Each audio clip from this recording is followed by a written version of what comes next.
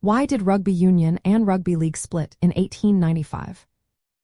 Imagine a sport loved by many, played with passion and skill, but divided into two very different versions. That's what happened in the world of rugby back in 1895. The split was mainly about money and fairness. At that time, rugby was booming, especially in northern England where many players were working-class men. These players often had to miss work to play matches, which meant losing wages. They wanted to be paid for their time and expenses, but the Rugby Football Union, which was in charge, believed players should play for the love of the game, not money. They thought paying players would turn rugby into professionalism, and that was against their rules. The public school-educated gentlemen who ran the Rugby Football Union strongly opposed any form of payment. They wanted to keep rugby as an amateur sport, played for fun and pride, not for money.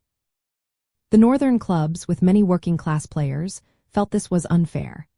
They argued that players should be compensated for missing work and covering costs like travel and equipment. The disagreement grew until in 1895, several clubs from Lancashire and Yorkshire decided to break away from the Rugby Football Union. They formed their own organization called the Northern Union, which later became Rugby League. This new league allowed players to be paid and made professionalism legal.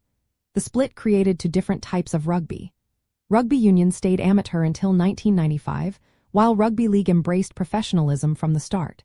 The division also reflected social and class differences. Rugby union was seen as a sport for middle and upper classes, played mainly by amateurs. Rugby league, on the other hand, was rooted in working-class communities, where players could earn money. Over time, these differences shaped how each sport developed, with their own rules and cultures. For example, rugby league has fewer players on the field and a faster, simpler game. Rugby union keeps more players and has more complex rules. Understanding this split helps explain why the two versions of rugby are so different today.